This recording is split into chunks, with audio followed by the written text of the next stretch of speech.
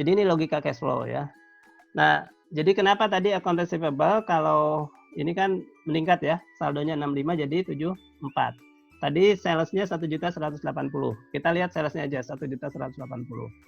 Account receivable meningkat ya dari 6574 itu kan indikasi sebetulnya bahwa penjualan yang kita lakukan secara kredit gitu ya, dimasuk di net income sebesar 1.180.000 ini itu tidak sama dengan cash yang diterima dari penjualan untuk laporan arus kas ya. Nah, ini kan kalau kita jurnal penjualan kan secara kredit ini 1.180 account receivable kan pada sales 1.180. Nah, tapi karena account receivable-nya naik ya, tidak tetap 65.000 ya, berarti ini menunjukkan bahwa kas yang diterima dari account receivable ini bukan 1.180, tapi berapa? 1.171.000 ya. 1.171.000 itu dari mana? Nah, ini kan 1.171 kas ya. Nah, ini dari account receivable increase ya, sebesar 9.000 gitu. Sehingga di net income kita akui 1.180.000 harus kita kurangi dengan increase in account receivable supaya kita mendapat cash from sales sebesar 1.171.000 ya. Jadi account receivable increase di net income akan dikurangkan ya terhadap net income ya untuk menjadi cash from sales ya. Nah, kalau decrease berarti sebaliknya ya, ditambahkan gitu ya. Kalau decrease, kalau increase dikurangkan. Nah, kemudian yang kedua ini inventory dan COGS ya. Berapa sih yang kita bayarkan gitu ya untuk persediaan kalau ternyata account payable itu saldonya tetap inventory tapi saldonya berubah ya. Kita asumsikan salah satu tetap dulu ya, karena kalau dua-duanya berubah jadi riweuh. Nah, ini kita lihat ya. Pertama kan kita beli itu inventory pada account payable ya. Kita simpan dulu nih cerita pembelian itu. Nah, berikutnya adalah kita bebankan ya ke COGS sebagian dari inventory kita itu. Nah, sesuai contoh soal ini yang dibebankan ke COGS adalah 790.000. Jadi 790.000 pada 790.000. Nah, karena kita asumsikan account payable ini tetap ya, berarti pembelian dengan berubahnya inventory 180 ke 172.000 ini menyebabkan yang kita keluarkan untuk pembelian adalah berbeda dengan yang kita bebankan untuk COGS ya. Jadi COGS-nya kita bebankan 790.000. Nah, ternyata yang kita bayar untuk inventory gitu ya, pembelian persediaan itu hanya 782.000. Yaitu sebesar selisih ya antara inventory awal dengan inventory akhir, selisih penurunan inventory tersebut ya. Nah, itu kita bisa lihat waktu kita beli ternyata 782 ya. Yaitu 782 pada account payable 782. Sehingga pada saat kita bayar sebesar account payable-nya ya, karena account payable-nya kita buat tetap ya, tetapi karena kita bebankan COGS-nya lebih besar dari 782, akibatnya inventory kita ini turun gitu ya. Jadi inventory turun itu menunjukkan yang kita bebankan ke COGS itu lebih besar daripada pembelian inventorinya ya, sebesar pembelian inventory 782.000. Nah, kita lihat nih sekarang cost of goods sold kita itu 790.000 ya. Nah, tapi cash paid for inventory berapa? Cash paid-nya ternyata bukan 790 tetapi 782.000 ya. 782.000 itu diperoleh dari mana? Dari selisih ya. Ini yang ada kurva itu ya. Garis lengkung itu. Selisih inventory berkurang dari 180 menjadi 172.000. Nah, teman-teman, ini untuk inventory itu, untuk cash paid for inventory diperoleh dari cost of goods sold dikurang dengan penurunan inventory gitu ya. Nah, tetapi ini masalahnya yang kita susun bukan direct method ya, tapi indirect method ya. Jadi cost of goods sold itu untuk net income searah atau berlawanan arah. Kalau cost of goods sold besar, net income-nya kecil gitu kan? Kalau cost of goods sold-nya kecil, net income-nya besar gitu ya. Nah, jadi cost of goods sold untuk menjadi cash paid for inventory memang dikurangi dengan decrease in inventory ya. Tapi kalau net income, nah bukan dikurangi decrease, tetapi ditambah decrease in inventory ya. Jadi yang berikutnya kita harus lihat cost of goods sold ini kan sales itu akan dikurangkan dengan cost of goods sold ya. Berarti net income-nya akan, kalau net income-nya kalau cost of goods sold-nya terlalu tinggi ya, net income-nya akan understated gitu ya. Supaya net income-nya sama dengan yang sesuai dengan cash flow ya, berarti net income itu harus ditambahkan ya. Karena net income-nya tadi dikurangi terlalu besar gitu ya, padahal kan cash paid for inventory-nya 782. Berarti inventory kalau turun harus ditambah gitu ya. Nah, ini beda dengan account receivable tadi yang pertama ya. Kalau account receivable kan yang pertama tadi sales ya. Kalau naik dikurangkan, kalau turun kenaikan account receivable dikurangkan, kalau penurunan ditambahkan gitu ya. Ya, karena apa? Karena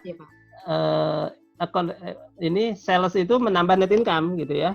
Net income-nya naik, cash from sales-nya juga naik gitu kan.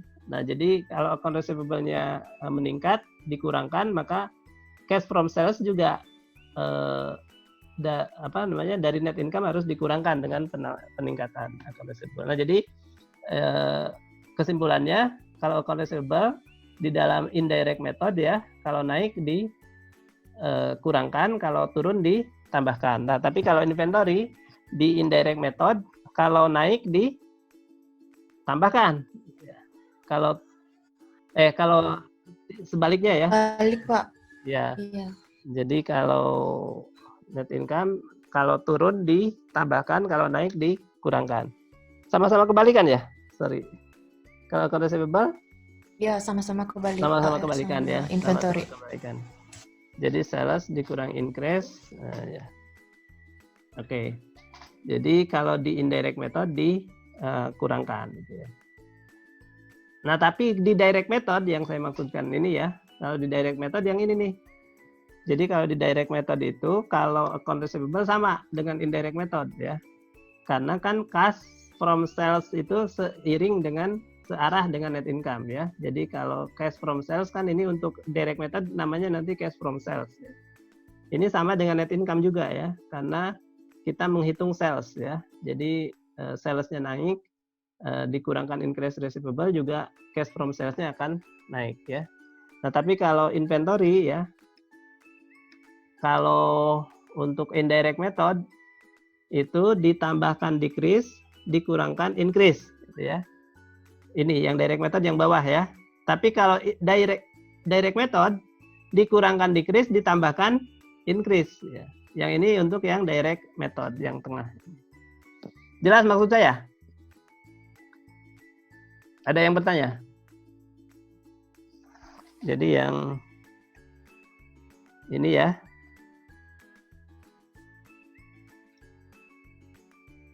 Ini untuk direct method ya.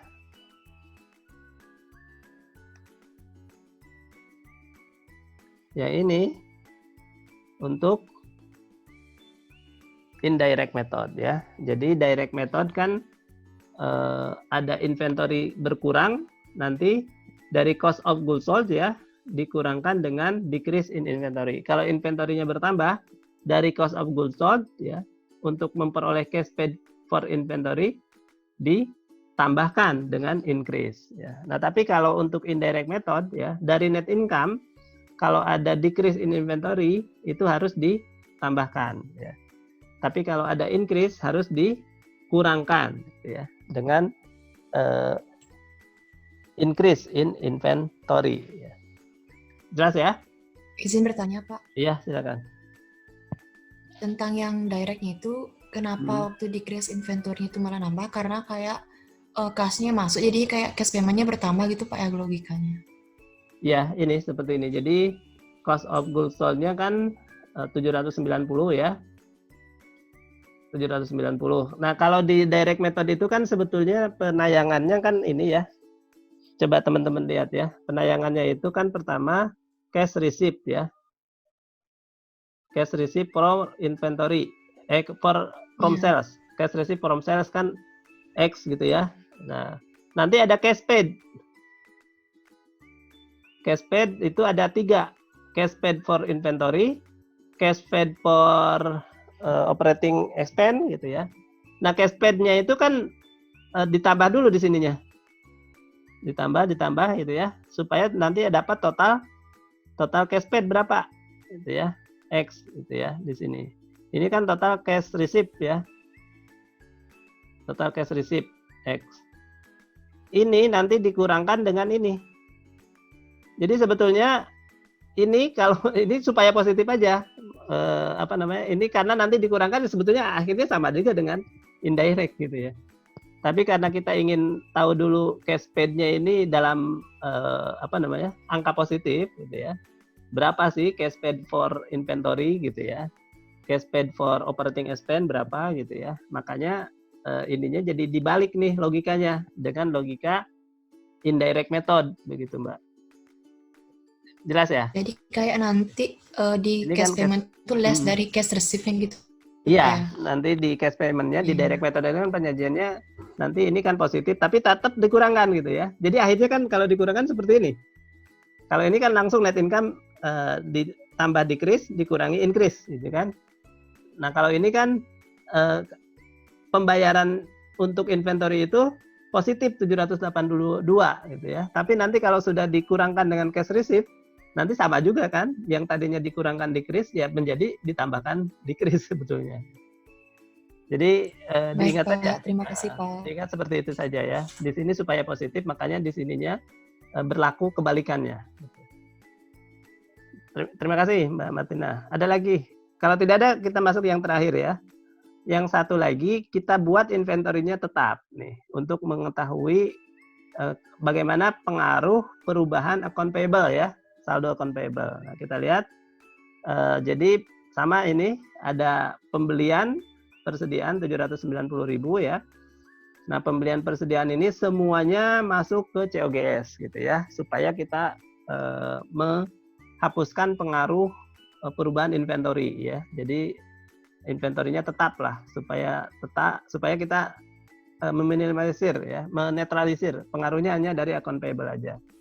Nah, jadi yang kita misalnya bebankan ke COGS sama persis seperti yang kita beli ya inventory-nya. Nah, tapi account payable-nya kan berkurang nih 46.700 jadi 43.500. Yang kita beli 790.000 ya kan? Nah, berapa yang kita bayar?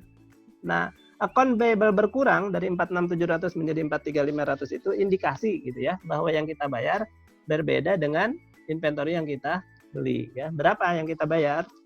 Ya, sejumlah penambahan ya dari kenaikan account payable ya. Yang kita bayar adalah 793.200 yaitu sama dengan ini 46.700 naik turun ya. Jadi 43.500 ada turun 3.200 ya. Berarti ada ini yang dibayar itu lebih tinggi daripada yang dibeli ya, inventory yang dibeli. Jadi berapa cash paid for inventory ya? Kita ambil dari cost of goods sold gitu ya.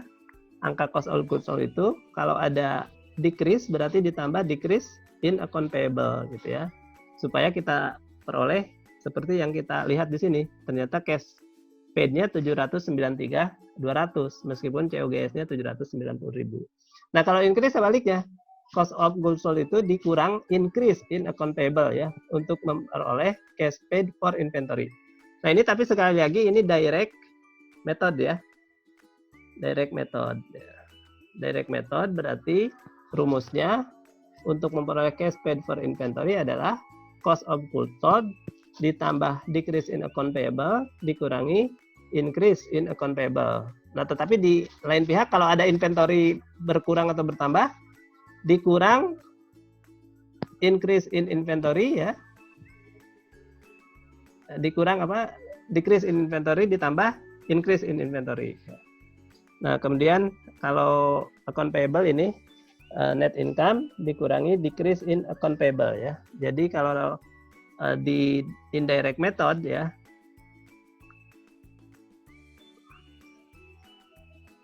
kita kurangkan 790.000 itu, padahal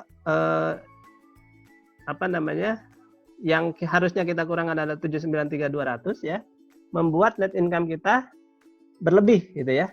Nah, supaya net income kita benar sama dengan cash flow untuk operating activities, berarti net income kita yang berlebih itu harus dikurangi dengan decrease in account payable gitu ya. Jadi kalau di indirect method perubahan account payable ini disesuaikan gitu ya dengan satu arah ya, dengan kalau decrease berarti dikurangkan, kalau increase ditambahkan. Nah, tapi kalau di direct method ya, perubahan account payable ini berlawanan arah gitu ya. Jadi terhadap cost of goods sold, kalau decrease ditambah ya, kalau increase dikurangkan gitu ya. Jadi ini beda, nanti kalau inventory tadi kalau decrease dikurang ya kalau direct method, kalau increase ditambah gitu ya. Tapi account payable-nya kalau di sini decrease ditambah, kalau increase dikurang gitu ya. Sebaliknya lah antara current asset dengan ini dengan current liabilities. Demikian. Ada pertanyaan? Nah, jadi kesimpulannya ini ya, untuk indirect method seperti di buku ya, increase in non-current asset dikurangkan ya, decrease in non-cash current operating asset ditambahkan ya. Tadi increase dalam account receivable ya dikurangkan, decrease in account receivable ditambahkan ya. Nah, increase in inventory dikurangkan, decrease in inventory juga ditambahkan ya, seperti ini. Account receivable maupun inventory sama untuk indirect method ya. Kalau increase dikurangkan, jadi berlawanan arah ya. Kalau decrease ditambahkan ya. Account receivable maupun inventory ya. Tapi kalau liabilities ya, increase ditambahkan, decrease dikurangkan gitu ya. Searah kalau indirect. Nah, tapi kalau direct itu jadi berubah sedikit ya. Kalau account receivable cash receipt from sales ya, itu sama seperti ini ya. Increase dalam account receivable dikurangkan, decrease dalam account receivable ditambahkan gitu ya. Tapi kalau inventory nanti jadi searah ya, increase dalam inventory ditambahkan, decrease dalam inventory dikurangkan gitu ya, karena cash paid ya, cash paid. Nah, tapi kalau untuk cash untuk operating liabilities-nya sebaliknya ya, increase dikurangkan, decrease ditambahkan gitu ya untuk direct method. Jelas ya?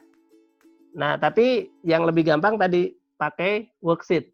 Worksheet mungkin tinggal dilihat debit kreditnya di dalam worksheet-nya itu ya.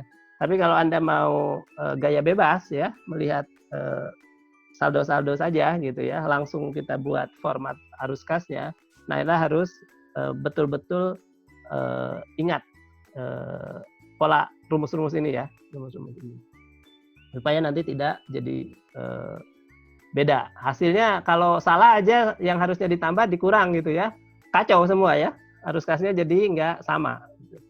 Jadi Anda capek-capek ngerjain soal arus kas tapi tidak sama cash pertambahan antara di buku besarnya dengan di arus kasnya. Itu sia-sia Anda bekerja. Nah, silakan mau menghafalkan ini ya, langsung kita gaya bebas membuat laporan arus kas atau kita teliti dari awal gitu ya, pakai worksheet ya. tapi kelihatan debit kreditnya mana. Silakan, gimana ada? Nah, tapi kalau worksheet tapi tidak bisa untuk direct method ya. Worksheet itu hanya indirect method tadi ya. Jadi nanti harus di yang kalau dimintanya indirect method, yang operating activities-nya harus dibuat lagi untuk menjadi direct method. Tapi Anda sudah punya angka yang benar untuk operating activities dengan worksheet itu ya. Tapi Anda tambah bekerja lagi gitu ya untuk menyusun direct method. Jelas? Bapak, Ya. Izin bertanya Pak, jika UAS nanti kira-kira bakal kemungkinan keluar dua-duanya indirect sama direct apa biasanya satu? Kalau problemnya salah satu lah, tapi kalau di pilihan ganda ya mungkin dua-duanya ada. Pilihan ganda kan tidak mengerjakan semua. Ya, sama-sama Mbak. Cukup ya dari saya. Silakan dikerjakan latihan.